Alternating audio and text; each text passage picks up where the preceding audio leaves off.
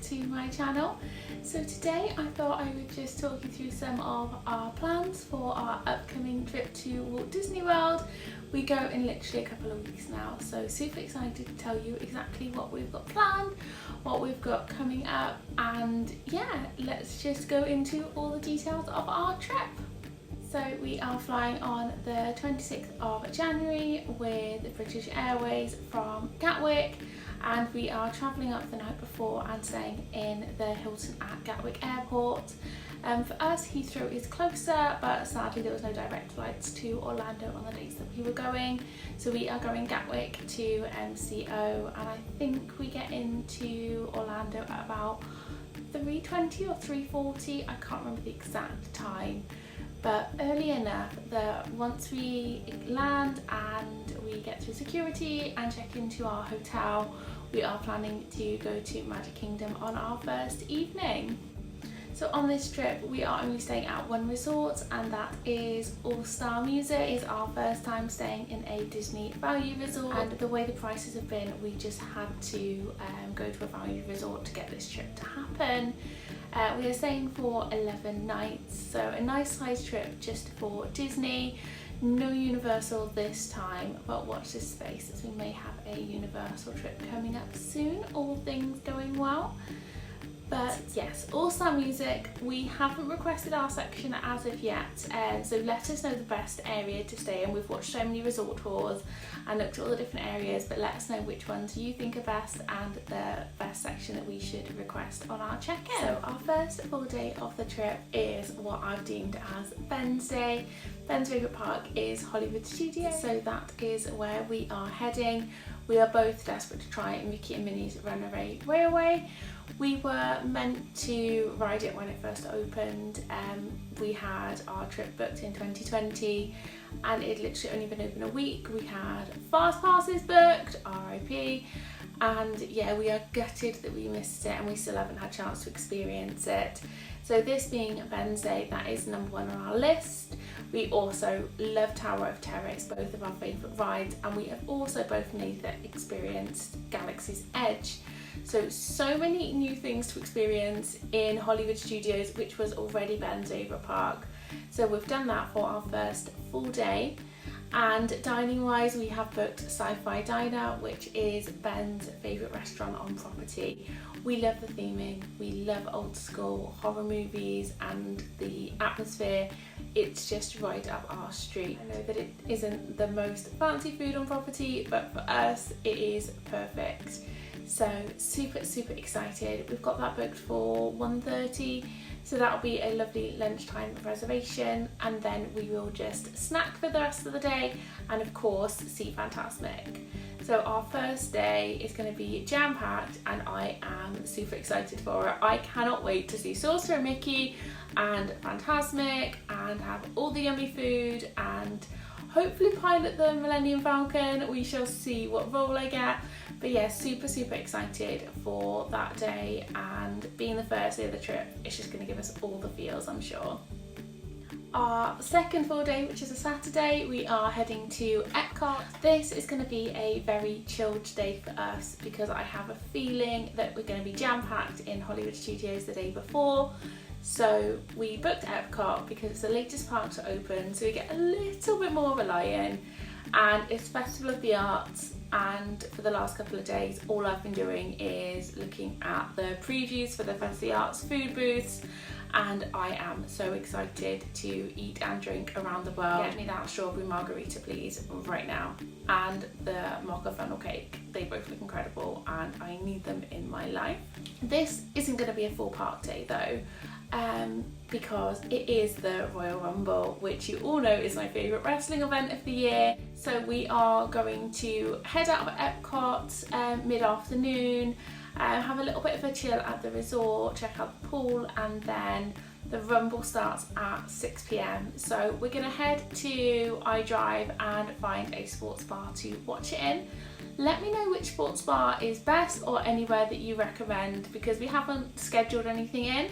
we want to go off recommendations. So where is the best place to watch wrestling in Orlando?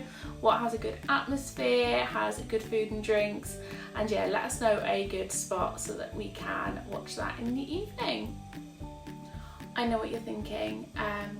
It's the third day and she still hasn't been to Magic Kingdom, but fear not, I have a full Magic Kingdom day booked on the Sunday and I cannot wait. I know Tron's not open yet and there's not really been any new rides and I'm missing Splash Mountain by about 3 days, but never mind, just get me to that park in front of the castle and yeah, I cannot wait. I am excited for Enchantment. I know it's not Happily Ever After and it doesn't quite give me the same feels on TV, but when I'm there in person I'm sure it will be a beautiful show, and I know just seeing fireworks at the castle will bring a tear to my eye no matter what the show is, so I can't wait.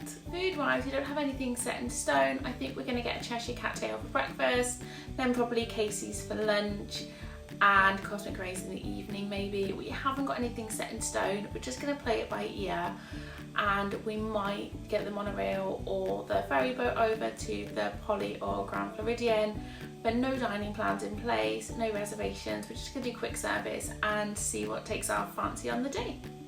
On Monday the 30th, we are heading over to Animal Kingdom.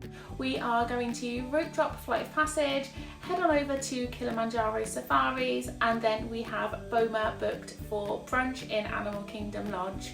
On our last trip, Boma was one of our favourite meals, and with Ben not being well and staying in Animal Kingdom Lodge, it was super convenient, so we ate there a few times last time and we loved the breakfast there, so we thought on our Animal Kingdom day we will go there early, head to Animal Kingdom Lodge, go back there, have some lovely food for lunch, well, brunch, and then head back into Animal Kingdom for the afternoon there. I don't have any other dining reservations in place. I'm hoping to get Nomad Lounge walk-up reservation on the day so we can head there for some churros and some cocktails in the evening after our brunch. On Tuesday we are back to Epcot, and again very chilled vibes in Epcot as always. So we are going to Space 220 and I am excited to try the lounge there. We haven't booked the full restaurant as the menu didn't really seem to be to our tastes, but I am excited to try the drinks there, and it's more the atmosphere and the vibe more than anything. And then we are probably going to head to Regal Eagle for lunch.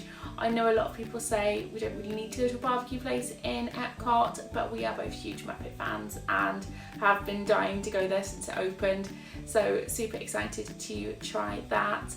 And again, this is the full Epcot day, so we'll be watching Harmonious in the evening, and yeah, just taking in the full vibes around the world and hopefully not getting too lost with all the construction. Wednesday we are back to Hollywood Studios for another full day. We have no reservations for food, but we do have Ogres booked for literally 15 minutes before park close, so thank you to Molly at Mammoth Club for letting us know that you can book it just before park close, stay after opening hours and get some empty pictures by the Falcon. So when I booked it initially for 7 PM, I quickly changed it to 8:45 so that we can try and get some nice shots in an empty park when we leave. The rest of the day, going to be quick service and snacks probably. Usually we have the Disney dining plan, so we tailor our dining around that. This time we've got a $500 Disney gift card for dining, but that is it. So because we're paying out of pocket, it's a few less character dining options and more quick service, just to be more budget friendly. When we have the dining plan, we eat so much and we don't need it, but because it's there and we want to do the character meals, which are more buffets and things like that, you do end up just naturally eating more. I've been dieting since September now, so I've been on a very low calorie diet and I don't think I could handle that level of food. So this trip, I think we're going to be sharing a lot more meals, having a few kids meals, things like that. So more budget friendly, which means more money for merch, and also a little bit kinder on my waistline because I am dreading the post-holiday weigh day. I'm not going to think about it when we're there. I'm just going to enjoy myself and probably eat more than my body weight in Dole Whip and Mickey waffles. I'm not going to lie. We then have a very full day planned for Animal Kingdom initially, and then we're going to park hop over to Epcot. We've got a few things planned for this day. So the plan is to head to Starbucks for breakfast and just grab a cinnamon roll and some coffee. We then have Tusker House booked for lunch, which I've been desperate to try for a long time. I really want to see all the guys in their safari gear, and the menu looks incredible, so can't wait to try that at lunch.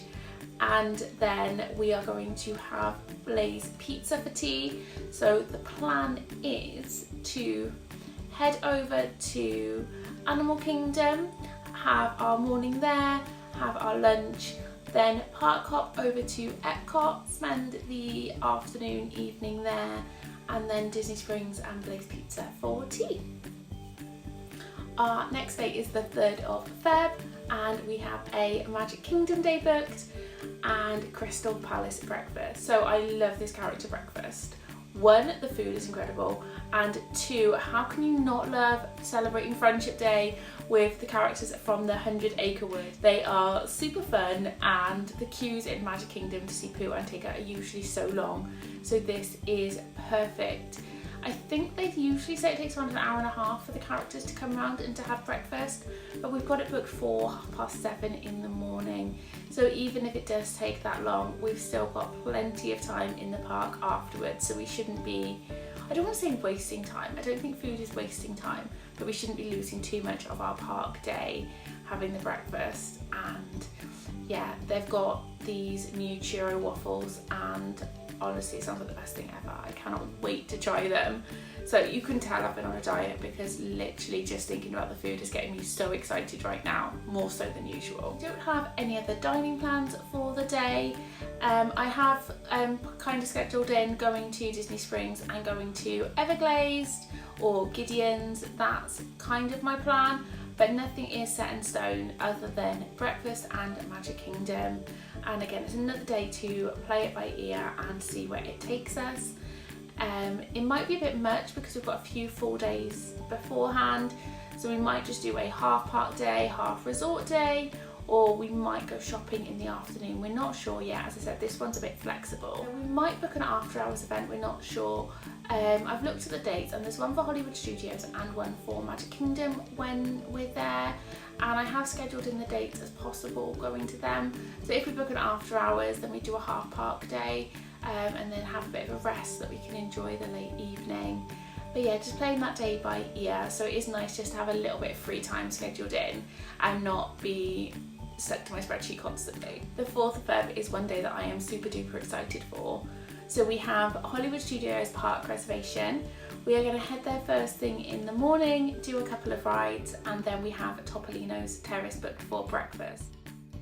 This was such a hard reservation to get, and when my 60-day window came up, I was desperately trying to get it and couldn't come up. It took me about 2 hours of fiddle faddling and refreshing on the laptop and on the phone, and we finally got it. So yeah, I cannot wait. Everyone says this breakfast is incredible, and I can't wait to visit the Riviera and try out the Skyliner. So this day is one that I am super excited for. The plan is, after our breakfast at Topolino's, to explore Riviera, head back to Hollywood Studios, do a few more rides. We then have Beaches and Cream booked for 3:30, so I just need to have the kitchen sink. I'll be honest, it looks incredible. So we will eat all the ice cream that we can, and then the plan is to spend the evening over in Epcot, so another park hopping day. Nothing booked in Epcot, I just thought that we could utilise the Skyliner, and going across from the boardwalk area to Hollywood Studios and Epcot and Topolino's just seemed like a lovely way to spend the day. We might head to Disney Springs in the evening for some drinks maybe, or we might head to Abracadabra on the boardwalk. We're not sure yet. Again, playing it by ear, seeing how tired we are, because it's going to be a long trip and a lot of long days. So not everything is set in stone. We've got a few flexibilities, and we will see what happens. So the 5th is our last full day. which we've got a park pass for Magic Kingdom. We might try and swap this depending on how we get on nearer the time, but that night we are definitely going to watch Enchantment. Last night we have to watch the fireworks over the castle. We will probably park hop again, no dining reservations in place. We're just going to see what we feel like we want to do more of basically, and what we feel we've missed. And yes, that's a Magic Kingdom day we've got booked in, and the last morning as well. So on our travel day home, we don't travel until late in the evening, so I have booked Magic Kingdom so that we can pop back to say goodbye to the castle, which is why the 5th we might change the reservation, we shall see. So those 2 days again, I'm being very flexible. Haven't got anything set in stone, we haven't got any dining reservations in place. My plan is to go to Sleepy Hollow for breakfast on the 5th in Magic Kingdom and have the waffle with the fruit and Nutella. The last morning will be breakfast at the hotel, get our last Mickey waffles in, check out of our room early, leave our luggage all with bell services, and then just enjoy the last day before having to head back to MCO for our night flight home. We land on the 7th at like 7 or 8 in the morning, I think it is. It's quite early, so it's quite good then, because then we just have the whole day to unpack, do the washing, get back to routine, and then yeah, back to work on the 8th. So wish me luck with the jet lag, and I will just be living on coffee at my computer. But yeah, that is our plan. So not everything is 100% set in stone. I don't know if you can see, I've got my spreadsheet by here with all my plans on, and there's lots of flexibility just because it's been so long since we've been to the parks. And yeah, I don't know if I could do rope drop to park close every day anymore. We shall see, but we do have our plans in place. We've got our dining reservations, we've got our park passes, and we have a rough itinerary. So don't hold this as gospel, because I'm sure it will change when we are there, but I will be vlogging the whole trip and taking you along with me on Instagram and on my stories. Earlier today, I put up on my stories a little poll and just asked people some questions just to see what they wanted to know about the trip. So I had a couple of things asked, so just thought I would answer them here as well. So I was asked what I am looking forward to most, and to be honest, it's just being back in the magic. I haven't been to a Disney park since February 2019. 2020 we made it to Florida, but we didn't quite make it to the parks. And then since the pandemic, sadly, we've not been able to go back at all. The only theme park I've been to is Thorpe Park in the UK with work. So yeah, it's been such a long time. I can't wait just to be in the magic and to give Mickey Mouse a hug and to see the castle. I'm going to be sobbing, I know, but I cannot wait to be back in the magic. And I've been living through everyone else's trips since the parks reopened, and I'm finally getting my chance to go back, and I just can't wait. I'm literally like a child on Christmas Eve, just counting down the days. Ben asked what the plans were for cheese. He said, what are the cheese plans? Because we love cheese. So there's going to be a lot of cheese eating. I want the grilled cheese at Woody's lunchbox, and I want to sit on cheese, eating cheese, and that is what I'm looking forward to. The cheese bread bowl in Epcot looks incredible, and yeah, I'm also craving pizza. I haven't had pizza in so long, so having pizza as well, even if it is the puffy theme park pizza, just give me bread and cheese basically. I was also asked which character I am most excited to see, and it has to be Mickey. I love that mouse and I haven't seen him in so long, and he is the main man. And it's Disney 100 and it's the 50th anniversary, so seeing Mickey in his 50th anniversary outfit would be amazing. And if I can see him in the 100 years of Disney outfit, I don't think that's in Florida yet, I don't think it's at Disney World, I've only seen it at Hong Kong, but if I could see him in those outfits, that would be delightful. I don't think they're going to come to Orlando when we're there. I think they'll probably wait until after the 50th celebration ends in March, and then they'll bring those outfits, but we shall see, fingers crossed. Someone asked what my favourite ride is, and I think I've already mentioned this in this video, but Tower of Terror is my all-time favourite ride ever. I usually prefer a roller coaster, but I just love the theming, the ride, everything about it. So that is my favourite ride.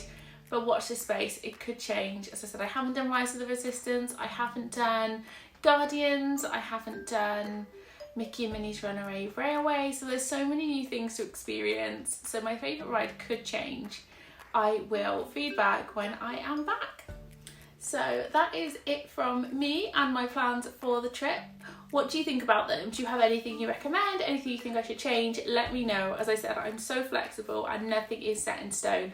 So if you think anything needs to change on my itinerary, let me know now so I can replan. I also just want to say these ears are from Meg's Magical Ears and they are adorable. I love the bubblegum wall and I can't wait to go back to all the Epcot walls and all the Disney walls in general and just take 1,000,001 selfies. So yeah, make sure you check out her Etsy store. I'll link it in the description, and you can use code Vicki15 for 15% off as well. If you have liked this video, please give it a big thumbs up, hit that subscribe button, and make sure you're following my Instagram as well. It's only a couple of weeks now until travel day, and then there will be weekly vlogs coming up with all of the information from the trip when we are there. And yeah, I'm super excited to do my first ever Walt Disney World vlog series. It feels like it's been a long time coming. But yeah, I will see you guys real soon. Bye guys.